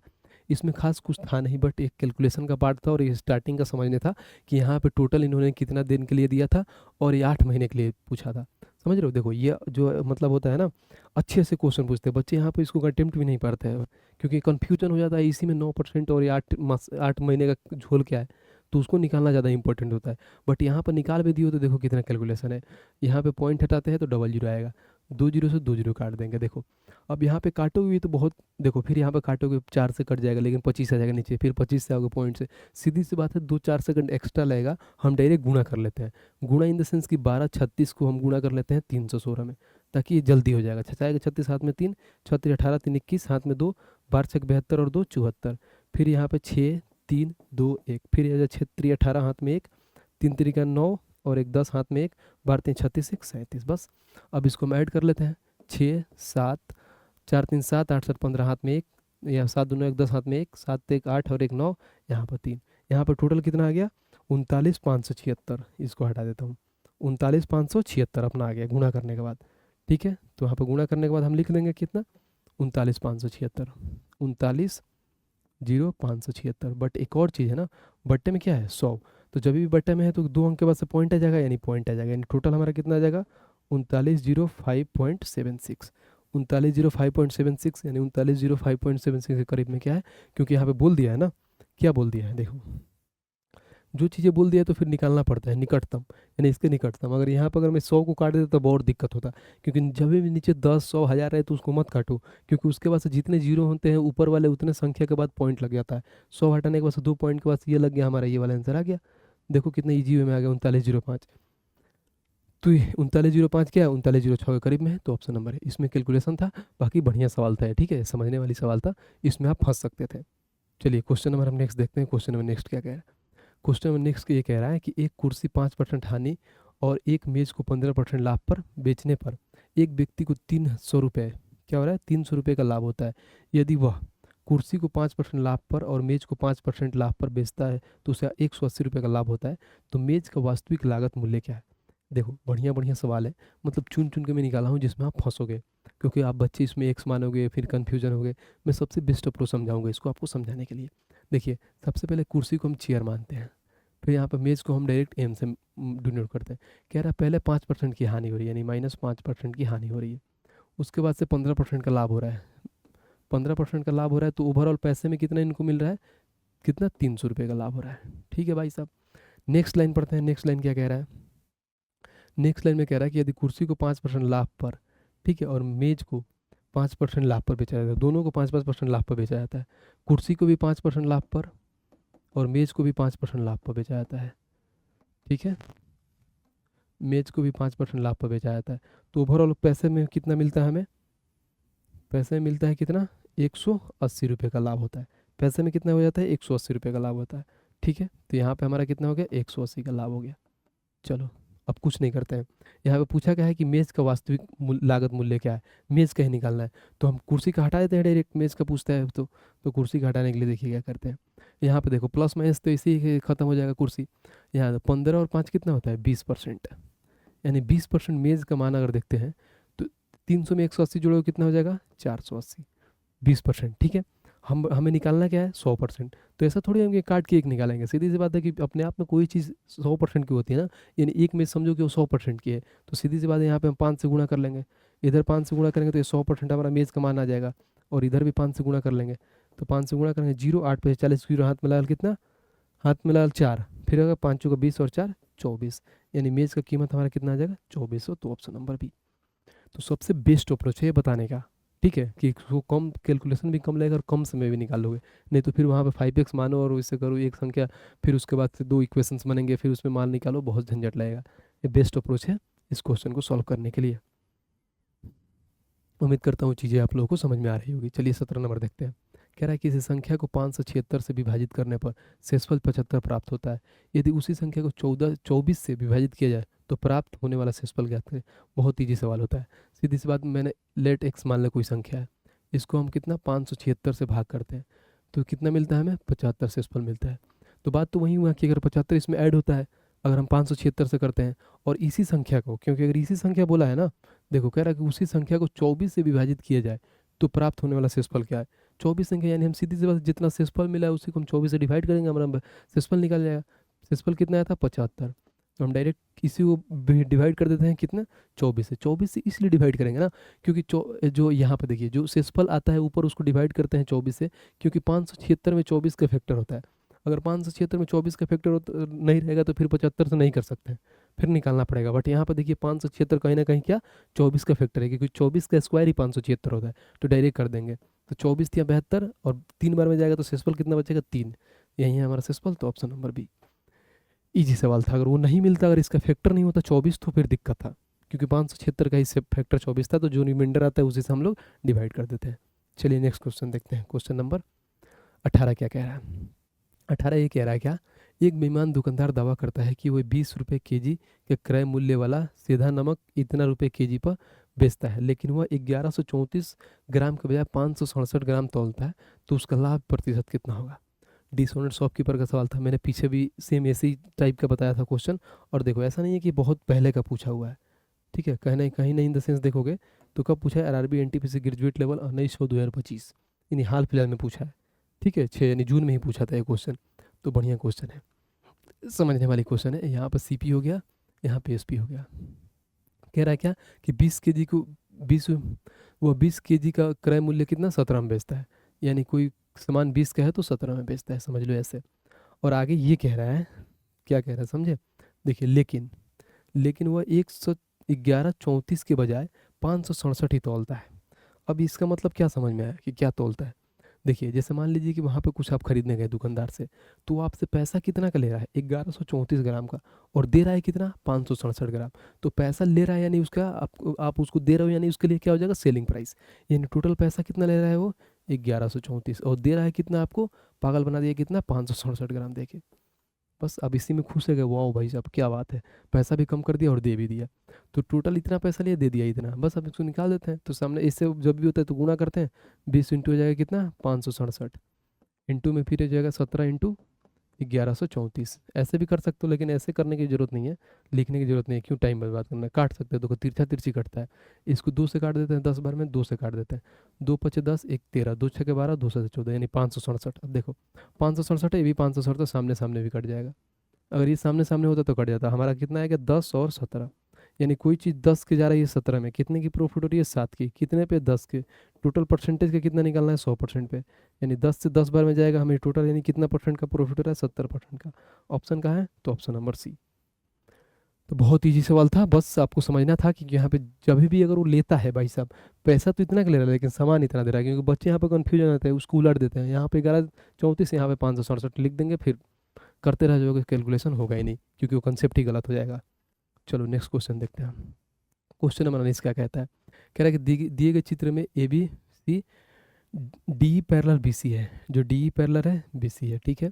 कह रहा है कि ए डी बराबर 7 है, ए डी बराबर 7, ए और डी कितना है 7 है। कह रहा है क्या ए बराबर 3.5, ए बराबर 3.5, ठीक है। आगे कह रहा है और डी बी बराबर 6 है, डी और बी बराबर 6, यानी ये वाला वैल्यू 6 है। तो ए सी का मान पूछा है, यानी ए सी का मान ये टोटल मान पूछा है। देखो यहाँ पर पैरेलल बोल दिया है, पैरेलल इन द सेंस समझ रहे हो, जो भी इन लोगों का जो इसका साइड का रेशियो होगा सेम वही साइड का रेशियो इसी का भी होगा, क्योंकि क्या ये दोनों वाला जो ट्रेंगल है सेम एक दूसरे का पैरेलल है, ठीक है। देखो अगर यहाँ पर देखो इन लोगों का रेशियो में निकालता हूँ तो कैसे निकलेगा। यहाँ पर देखो अगर इसको मान लो ये 3.5 का कितना गुना है, 2 गुना है, क्योंकि 3.5 का 2 गुना करोगे कितना हो जाएगा 7, तो ये 2 गुना है। तो सेम 6 भी किसी का 2 गुना होगा, 6 भी 2 गुना होगा, यानी 6 को हम डायरेक्ट 2 से डिवाइड करेंगे यानी 3 हो जाएगा, क्योंकि जब ये 2 गुना हो रहा है ना तो ये भी 2 गुना होना चाहिए, क्योंकि दोनों क्या है ट्रेंगल पैरेलल है आपस में, ठीक है। तो जब ये 2 गुना है, ये 2 गुना है तो ये भी 2 गुना होगा, यानी इसका वैल्यू 3 हो जाएगा। ऊपर वाला कितना था 3.5, ये है 3, तो टोटल एसी का ही निकालना है, तो डायरेक्ट निकाल देंगे 3.5 प्लस में 3, यानी कहीं ना कहीं हमारा कितना जाएगा एसी की वैल्यू 6.5। तो ऑप्शन नंबर डी। तो बहुत ईजी सवाल था, इसमें कुछ था ही नहीं, बस यहाँ पर बोला था कि पैरेलल हो गए तो जो जो जैसे साइड का रेशियो था उसी रेशियो में निकाल देना था और निकाल बना देना था। तो ये थोड़ा बहुत लुल्ला सवाल आ जाता है कि बच्चों को थोड़ा कंफ्यूज करके चला जाएगा। चलिए क्वेश्चन नंबर नेक्स्ट देखते हैं। क्वेश्चन नंबर नेक्स्ट क्या कह रहा है? क्वेश्चन नंबर नेक्स्ट क्या कह रहा है? 20 नंबर देखते हैं। 20 नंबर क्या कह रहा है? 20 से कि यदि ये 3 और 2 एक त्रिभुज के केंद्र के निर्देशांक है जिसके शीर्ष इतना इतना और इतना है, तो पी का मान बताएं। देखिए जब भी क्या त्रिभुज का केंद्र निर्देशांक दे रखा है, ये वाला इन्होंने वैल्यू सेंट्रोइड है, देखिए यहाँ पे if coordinate the centroid of the triangle, जब भी निकालना होता है देखिए एक फॉर्मेट होता है, वो होता क्या है, जैसे मान लीजिए होता है x1 फिर y1, ठीक है, फिर होगा क्या x2 फिर y2, फिर होता है x3 y3, ऐसे करके निकलता है। क्योंकि जब भी हमें क्या निकालना है, त्रिभुज का केंद्रक निकालना होता है ना, केंद्रक का, तो हम लोग केंद्रक निकालने के लिए क्या करते हैं, कुछ नहीं करते हैं। देखिए ये हो गया x1, ठीक है, x1 इसका, फिर प्लस इसका क्या होगा x1, फिर यहाँ पर क्या हो गया x2, फिर प्लस में x3 और बट्टे में 3 कर देते हैं, तो ये पहला निकल जाके आ जाता है, ठीक है। पहला in the sense x1 x2 x3, फिर यह हो जाएगा y1 y2 y3, ऐसे करके नहीं हुआ y1 ये पहला वाला निकालना है, तो हम इसी पे अपना मान रखें। लेकिन ये देखो 3 है तो 3 से अपना डिवाइड हो जाएगा, क्योंकि समझो कहीं ना कहीं इसका हम लोग एवरेज निकालते हैं, ठीक है, उसी फॉर्मेट में बन जाएगा। केंद्र का निकालना होता है। x1 हमारा कितना है 0, x2 कितना है अपना -2, तो प्लस माइनस -2, और फिर x3 कितना है p, बट्टे में क्या है 3, और हमें मान के कितना दे रखा है इसका, क्योंकि पहला का निकालना है हमें 3, यानी इसका केंद्र हमारे कितना दे रखा है 3, बस निकाल दें। 3 और 3 तरीका 9 हो जाएगा, बराबर में -p और +2, तो -p प्लस -2 और प्लस में p, तो p बराबर हमारा कहीं ना कहीं क्या हो जाएगा, p बराबर हो जाएगा माइनस, अगर 9 इधर है -2 और 9 कितना हो जाएगा, करेंगे इधर आएगा तो 11 हो जाएगा, तो ऑप्शन नंबर डी। तो इसमें कुछ था नहीं, बस ये केंद्रक निकालना होता है, जो एक फॉर्मेट होता है कि x1 y1 x2 y2 में ये होता है, केंद्रक निकालना होता है x1 प्लस x2 और x3 बट्टे में इसका एवरेज समझ लो कि 3 हो तो 3 का निकाल लेते हैं, जो जो मान दे रखा है वहीं से निकल जाएगा, और बट्टे में डायरेक्ट यहाँ p निकालना होता है। अगर वहीं दूसरा निकालना होता है तो यहाँ पर लिखते हैं हम क्या, यहाँ पर निकलते y1 y2 y3, फिर उसको बट्टे करके निकाल लेते हैं, बाकी इसमें कैलकुलेशन कर लेते हैं। तो ईजी होता है, इसमें कुछ ज़्यादा दम नहीं होता है, एक कोऑर्डिनेट ज्योमेट्री का सवाल था। चलिए क्वेश्चन नंबर 21 देखते हैं। क्वेश्चन नंबर 21 क्या कह रहा है? कह रहा है प्रिया ने 1240 में 45 केजी सेब और आम खरीदे। सेब और आम की कीमत क्रमशः 25 किलो और 30 किलोग्राम थी। उसने आम का पर पृथक रूप से कितनी धनराशि खर्च की? देखिए कहीं ना कहीं यहाँ पे बोला क्या है 25 केजी और 30 केजी यहाँ पे बोला है क्या, आम खरीदी थी, तो उसने आम का पृथक रूप से कितनी धनराशि खरीदी थी। तो सीधी सी बात है 30 केजी 30 रुपये प्रति केजी की नहीं होगी, तो कितने रुपए आम पर उसने क्या खर्च किया है वही पूछा है। तो कहीं ना कहीं जो भी वैल्यू होगा 30 का मल्टीपल होगा, 30 यानी सेंस 3 और 10 का मल्टीपल होगा, तो 10 का देखो तो सारे हैं, 3 का मल्टीपल चेक कर लेते हैं, 6 और 5 11, 3 से कटता है नहीं, 9 6 15 ये कटता है, सी हो सकता है, 7 नहीं कटता है, या 6 6 12 और 7 19 नहीं कटता है, यानी एक ही ऑप्शन है सी। तो डायरेक्ट इसको निकाल सकते हैं मुझसे क्या 690, बट लेकिन बोलोगे भैया इसको और बना दो, बेसिक से कैसे बनाओगे, डायरेक्ट ही तो ऑप्शन से बता दिया कि ऑप्शन से कर लोगे। बेसिक से बनाने के लिए देखो इसमें पे एलिगेशन लगाते हैं, एलिगेशन लगाते हैं। सबसे पहले हम लोग पैसा लिखते हैं ऊपर, देखिए ये पैसा 25 हो गया, ये एप्पल का था, मैंगो का कितना था 30 था। जो भी यहाँ पे देखो पैसा अगर लगाते हैं, पैसा तो निकल के आता है क्वान्टिटी का, ठीक है, क्योंकि जब भी अगर एलिगेशन उसी पे लगता है, सेम बेस पे लगता है। अब देखो यहाँ पे 45 केजी कितने रुपए में खरीदा है, 1240 रुपये में। तो 1 केजी खरीदने के लिए क्या करेंगे, 1240 बटे में 45 करेंगे, 5 से काट देते हैं, 5 दूना 10, फिर 5 चौका 20, फिर यहाँ पे कितना आ जाएगा 4 5 बटे 40, फिर 5 9 45, यानी 248 बटे 9। तो यहाँ पे हो जाएगा 248 बट्टे में 9। ठीक है, अब देखिए यहाँ पर 248 बट्टे में 9 है, तो बट्टे हटाने के लिए क्या करते हैं, यहाँ भी 9 से मल्टीप्लाई, वहाँ भी ऊपर में सारे में 9 से मल्टीप्लाई करते हैं। तो 9 से मल्टीप्लाई करते हैं तो ये हट जाएगा, इसको हटा देते हैं सीधी, 9 से मल्टीप्लाई करके 9 9 कट जाएगा, फिर यहाँ पर हो जाएगा 9, यहाँ पर भी हो जाएगा 9। अब देखो यहाँ पर 9 से गुणा करेंगे तो 25 9 225, ये आ गया। फिर यहाँ पर 9 3 27 यानी 270। देखो अब एलिगेशन में क्या करते हैं कि एक ज़्यादा होता है एक कम होता है। अब ये कितना ज़्यादा है, यानी कितना 22 ज़्यादा है, और ये कितना कम है इससे, यानी 23 कम है। यानी हमारा क्वांटिटी का रेशियो कितना निकल के आ गया, 22 और 23। और इन्हीं का वैल्यू दे रखा है क्या कि 45 केजी सेब और आम खरीदते दोनों मिला के, यानी 22 और 23 का मिला के कितना हो गया 45।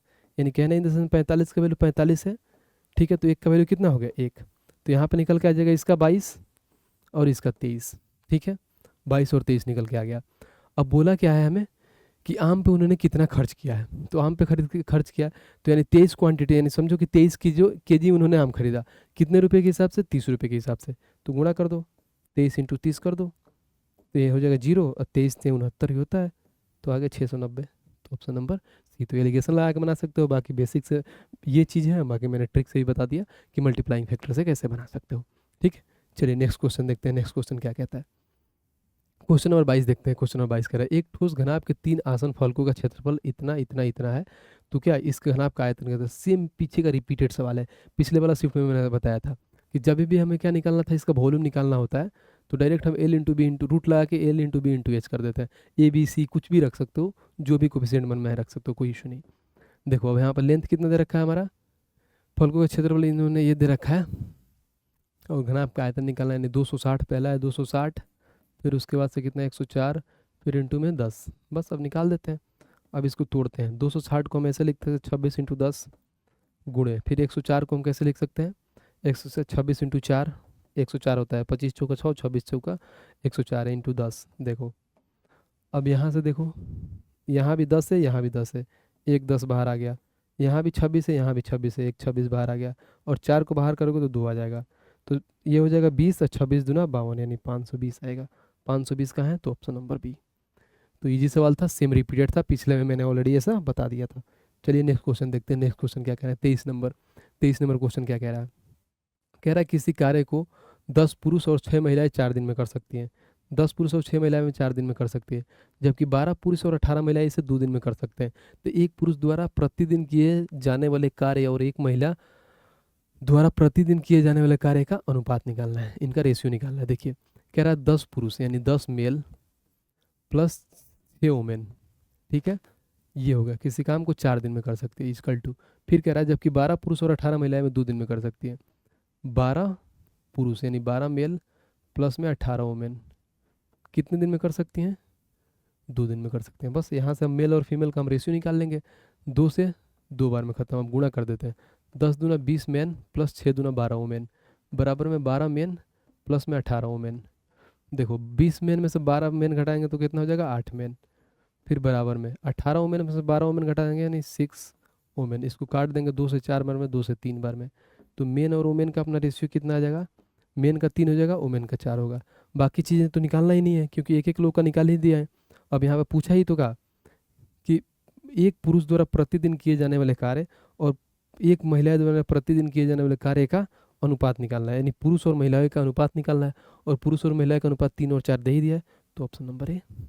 तो बस रेशियो निकाल देना था, बाकी कुछ था नहीं, इजी था इसमें। चलिए क्वेश्चन नंबर नेक्स्ट देखते हैं। क्वेश्चन नंबर नेक्स्ट 24 नंबर क्या कह रहा है। 24 नंबर ये कह रहा है कि यदि 2 वृत्तों की त्रिज्याएं इतना है और 3.5 सेंटीमीटर है और अनुप्रस्थ उभयनिष्ठ स्पर्श रेखा है की लंबाई 6 सेंटीमीटर है, तो दोनों केंद्रों के बीच की दूरी निकालना है। ठीक है, एक बार इंग्लिश में पढ़ लेते हैं। इफ़ द रेडियो, यहाँ पर देखो रेडी लिख दिया है, रेडियस होगा, ठीक है। If the radius of 2 circles are 4.5 centimetre 3.5 centimetre and the length of the transverse common tangent, एक चीज़ पकड़ में आएगा, ट्रांसफर कॉमन टेंजेंट। यहाँ पे आप देखोगे ना, ट्रांसफर्स कॉमन टेंजेंट, ये देखिए ट्रांसवर्स कॉमन टेंजेंट, इसका मतलब क्या होता है, ठीक है। इसका इस दे रखा है 6 centimetre, then what will be the distance between the two centre, यानी दो सेंटर के बीच के दूरी पूछा है। तो यहाँ पर दो चीज़ें होता है जो आप लोगों को समझने वाली होती है, और वो होता है, एक होता है ट्रांसफर्स कॉमन टेंजेंट यानी TCT, एक होता है डायरेक्ट कॉमन टेंजेंट यानी DCT, ठीक है, DCT। अब इसका फॉर्मूला क्या होता है, ट्रांसफर कॉमन टेंजेंट का फॉर्मूला ये होता है D² माइनस में R1 प्लस R2 का स्क्वायर, और ये होता है डायरेक्ट कॉमन टेंजेंट का होता है D² माइनस में R1 माइनस में R2 का स्क्वायर। बस यहाँ पर देखो, जब भी अगर T पूछे तो यहाँ पे प्लस होता है, D पूछे यानी माइनस होता है, ठीक है। ट्रांसवर्स कॉमन टेंजेंट में हो जाता है प्लस, और डायरेक्ट कॉमन टेंजेंट में हो जाता है माइनस, ठीक है। हमें यही पूछा है ट्रांसवर्स कॉमन टेंजेंट, ठीक है, इसी का मान निकालना है TCT, यानी TCT का मान निकालना है, ऐसे सीधी सी बात है। ट्रांसफर कॉमन टेंजेंट का वैल्यू कितना दे रखा है, ये 6 सेंटीमीटर, तो यहाँ पर 6 सेंटीमीटर निकाल देंगे। फिर इजकल टू में D² हमें निकालना है, डिस्टेंस निकालना है दोनों केंद्रों के बीच, D² माइनस, उसके बाद से R1 प्लस R2 हमारा कितना है, R1 यहाँ पर देखो, पहली त्रिज्या 4.5 है और दूसरी 3.5 है, तो 4.5 और 3.5 मिल के ऐड कितना हो जाएगा, 8 हो जाएगा। 4.5 में 0.5 कर देंगे 5, और फिर 5 और 3 8, यानी ये हो जाएगा 8, और दोनों का है तो 8 का स्क्वायर।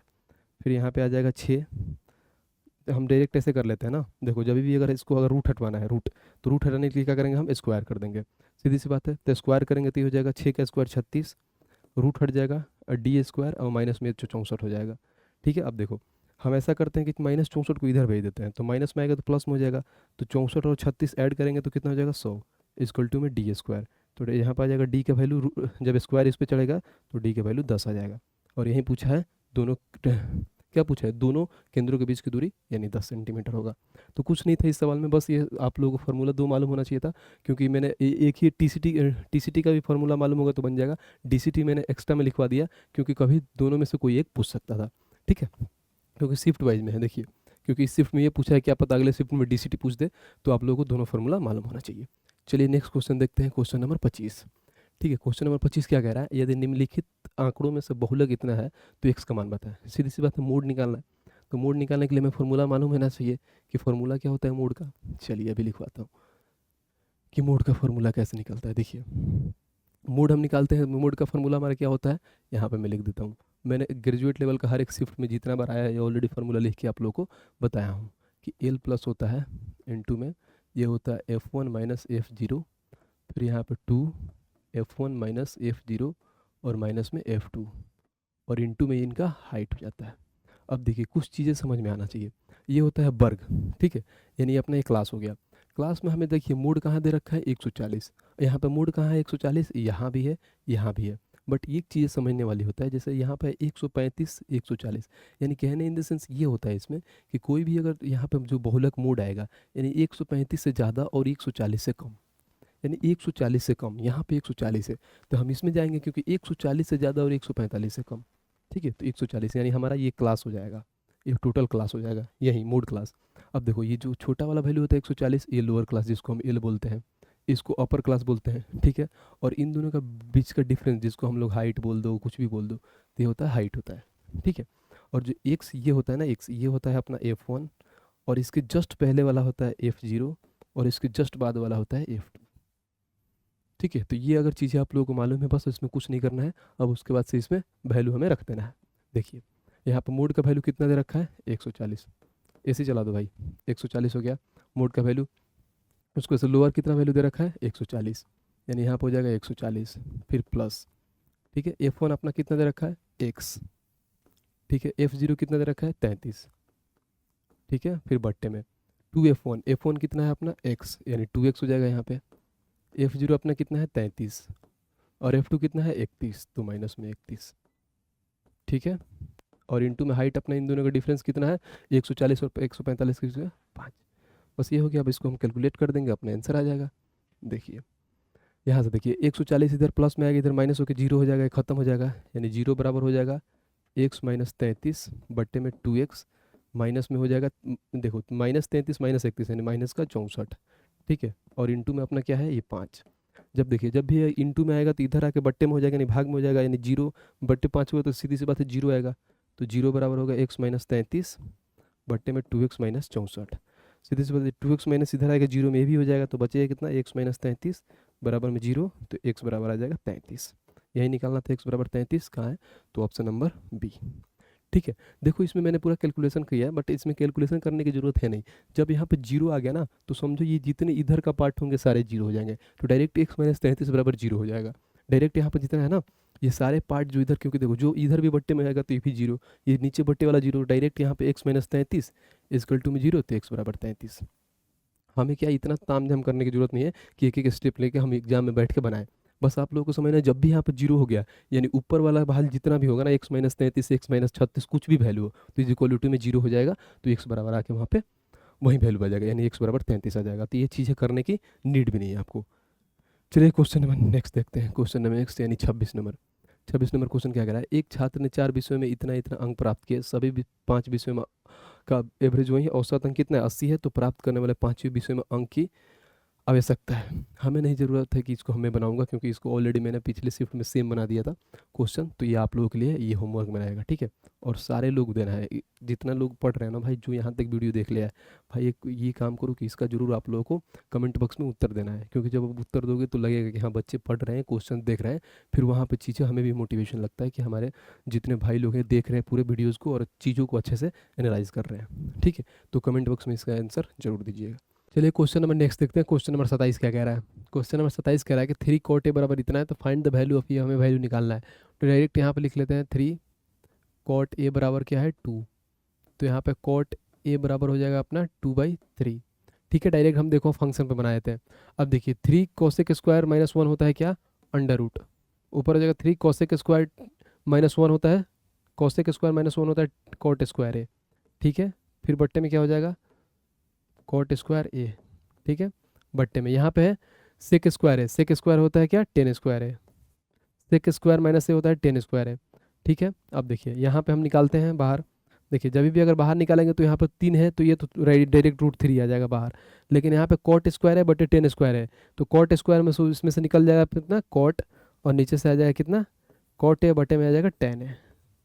बस अब वैल्यू रख देना है हमें, वैल्यू यहाँ पर रखेंगे तो देखो cot a का मान कितना है 2/3, तो यहाँ पर √3 इंटू में हो जाएगा 2/3, फिर बट्टे में यहाँ पर देखिए 10 a का वैल्यू क्या हो जाएगा, cot a का अपोजिट क्या होता है 1/10 है, सीधी सी बात है 10 है, तो हम इसको अपोजिट कर देंगे, यानी हमें कहीं ना कहीं हमें 10 का मान डायरेक्ट यहाँ से निकल के क्या आ जाएगा, 10 है हमारा कितना आ जाएगा 3/2, 10 है अपना आ जाएगा 3/2, तो यहाँ पर रख लेते हैं 10 है अपना आ जाएगा 3/2, 3/2 देखो पास वाला से गुणा हो जाता है, वो बाहर वाला बाहर, जैसे इससे इससे हो जाता है गुणा, इससे इससे होता है गुणा, तो निकाल देते हैं भाई, यहाँ पर √3 आ जाएगा, और पास वाला पास से गुणा कर लो, तो ऊपर ऊपर वाला होता है 2 2 4, और नीचे होता है 3 3 9, यानी कहीं ना कहीं आ जाएगा 4/9 √3, 4/9 √3 कहाँ है 4/9, 4/9 यानी कितना होता है 3 3 का 9, 4/9 और √3, ऑप्शन नंबर सी। तो ये सवाल था, कुछ था नहीं, बस इसमें ये मालूम होना चाहिए कि cosec square theta minus 1 is equal to होता है cot स्क्वायर थीटा, और sec square theta minus 1 is equal to होता है 10 स्क्वायर थीटा। बाकी इस क्वेश्चन में दम नहीं था। चलिए नेक्स्ट क्वेश्चन देखते हैं, क्वेश्चन नंबर देखते हैं, क्वेश्चन नंबर 28। क्वेश्चन नंबर 28 क्या कह रहा है, क्वेश्चन नंबर 28 ये कह रहा है कि एक आदमी अपने मासिक वेतन का 74% घर के किराए पर खर्च करता है, ठीक है। मासिक वेतन का कितना 74% घर के किराए पर खर्च करता है। यदि हर महीने वह इतना रुपये परिवहन पर और इतने रुपये किराने पर खर्च करता है, तो शेष 6 से 21 रुपये बचाता है, तो उसका मासिक वेतन ज्ञात कीजिए। देखिए यहाँ पे क्या कह रहा है, क्या ये रहा है कि पहले तो जो 74% है उन्होंने क्या घर के किराए पर खर्च कर दिया, बच्चा जो 26% है ना, जो 26% उसी पे ये सारी चीज़ें खर्च कर रहा है पैसे में, क्योंकि परसेंटेज में उससे बचा हुआ है, पैसे में कितना खर्च कर रहा है 385 रुपया कितना परिवहन पर, 2725 रुपये किराने पे है, और 6 से 21 रुपये बचाता है। तो ऐड कर लेते हैं, 5 5 10 11 हाथ में 1, 8 2 10 2 12 और 1 13 हाथ में 1, 7 6 13 और 3 16 और 1 17 हाथ में 1 2 1 3, यानी जो 37 31 है ना, 37 31 वो 26 का मान है, क्योंकि 74% ऑलरेडी क्या कर रहा है वो घर घर पे अपना खरीद देता है, बट लेकिन जो हमारा कितना यहाँ पे आया था 37 31, तो यानी जो 26% का मान कितना है 37 31, 37 31 26% का मान है। बट इन्होंने बोला क्या है वो भी निकाल देते हैं, बोला ये है कि उसकी मासिक वेतन कितना है, यानी महीने का वेतन क्या है, यानी 100% का मान बताया। सीधी सी बात है, तो 100% का मान निकाल लेते हैं यहाँ पे, तो 100% का मान निकालो। देखो 26 से इसको काटना है, तो मान लो 13 से काटते हैं, 13 दूना 26, 13 दूना 26, ये हो जाए कितना 11 113, फिर 13 8 104, 104 के बाद से फिर हो गया 9, 13 7 91, फिर 2 से काट दो 50 बार में।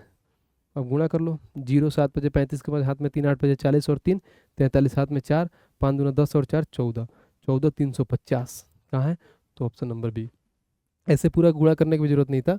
यहाँ पे देखिए अगर साथ में 0 से गुणा करोगे तो यूनिट डिजिट में 0 हो जाएगा, तो ऑप्शन नंबर बी ही था, बाकी गुणा करने की जरूरत नहीं था, पूरा मैंने फिर भी पूरा करके बता दिया। चलिए क्वेश्चन नंबर नेक्स्ट देखते हैं। क्वेश्चन नंबर 29 क्या कह रहा है। क्वेश्चन नंबर 29 ये कह रहा है कि यदि 8 अंकीय की संख्या इतना है और 6 से विभाज्य है तो पी का अधिकतम मान बताना है। देखिए पी का अधिकतम मान, अब 6 का डिजिबिलिटी रूल क्या होता है आप लोगों को मालूम है। 6 का डिजिबिलिटी रूल ये कहता है कि कोई भी संख्या 2 से भी कटनी चाहिए और 3 से भी कटनी चाहिए। 2 और 3 से कट रही है तो दुनिया की कोई भी संख्या 2 और 3 से कट रही है, यानी 6 से कटेगी।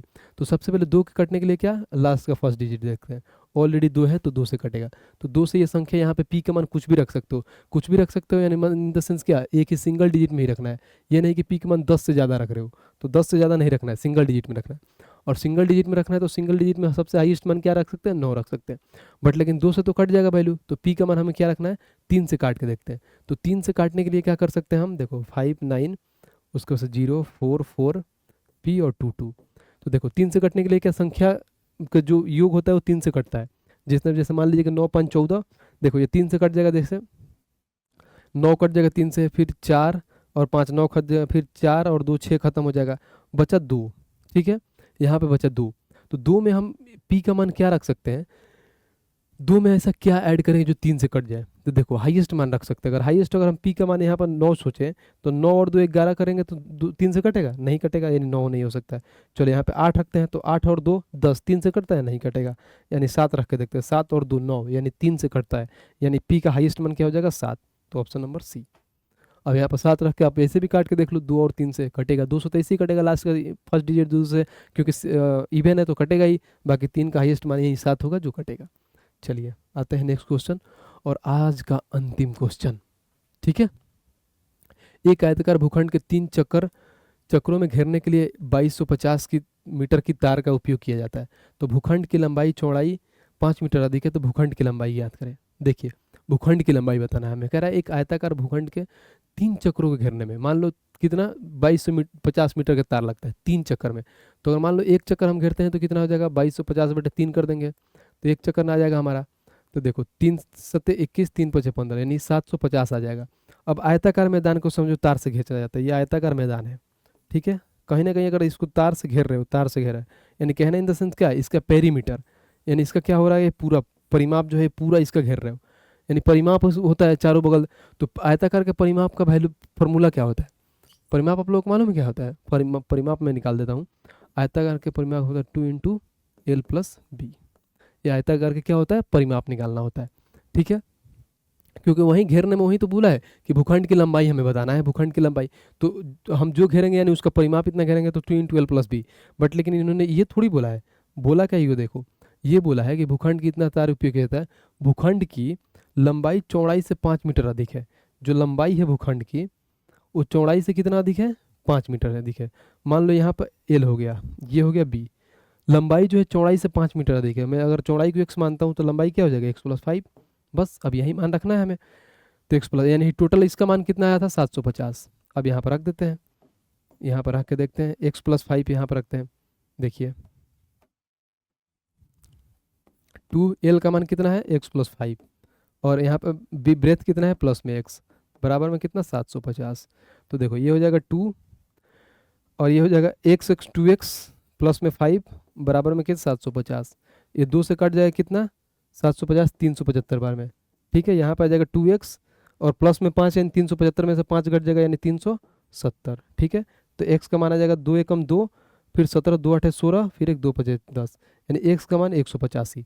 बट लेकिन हमें x का मान आ गया 185, यानी हमारा ये ब्रेथ था, ये हमारा लंबाई था।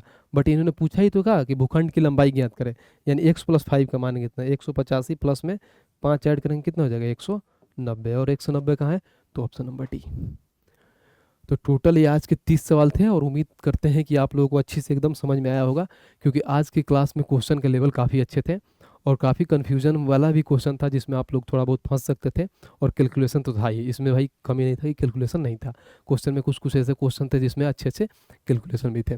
बाकी आज का जो आप लोगों का ये है, आज का जो अपना प्रिंटेबल PDF और ये जो है क्लास नोट्स PDF इसमें हम डाल देंगे, तो आप लोग यहाँ से ले लेना क्लास नोट्स और प्रिंटेबल PDF, और अच्छे से एक बार और अपने आप से रिवीजन कर लेना। द विनर्स ऑफिशियल है, इस पर क्विज होता है, एक बार आप लोग गो थ्रू हो जाना। बाकी ये रहा अपना रेलवे गणित का सेकेंड एडिशन, ऑलरेडी लॉन्च हो गया है। इसमें देखिए टाइप वाइज, लेवल वाइज चीज़ें मिलती है, चैप्टर वाइज आपको टेस्ट मिलता है, smart approach and short tricks के साथ। इसमें ऑलरेडी सॉल्यूशन है, जैसे मैं यहाँ पे शॉर्ट ट्रिक्स एक एक क्वेश्चन को 2-2 तरीके से बताता हूँ ना, इसमें ऑलरेडी ये दे दिया गया है। और इसका प्राइस जो है 299 रुपये है। तो आप लोग इसको आप कहाँ से मंगा सकते हैं? अमेजन से और फ्लिपकार्ट से मंगा सकते हैं। विद डिलीवरी, डिलीवरी नहीं लगेगी, फ्री डिलीवरी के साथ आपको 299 में आपके घर पे पहुंच जाएगी। अगर आपके यहाँ ऑनलाइन सुविधा नहीं है तो आप कहीं भी आप बुक स्टोर से जाके यह चीज़ों परचेज़ कर सकते हैं, क्योंकि ये बहुत फेमस बुक है, तो आप लोगों को ईजिली कहीं ना कहीं मिल जाएगी। तो आज के लिए इस वीडियो में इतना ही था। बाकी आप लोगों से इतना ही कहूँगा कि अपना प्यार मोहब्बत बनाए रखिएगा और अच्छे से कमेंट करिएगा। जो भी चीज़ें आप लोगों को लगेगा नेगेटिव पॉजिटिव क्या चीज़ें और बेस्ट हो सकती है, बताइएगा ज़रूर, ठीक है। तो मिलते हैं, ऑलरेडी 3:30 होने जा रहा है, तो मिलते हैं अगले वीडियो में। आज के लिए इतना ही। जय हिंद भाई।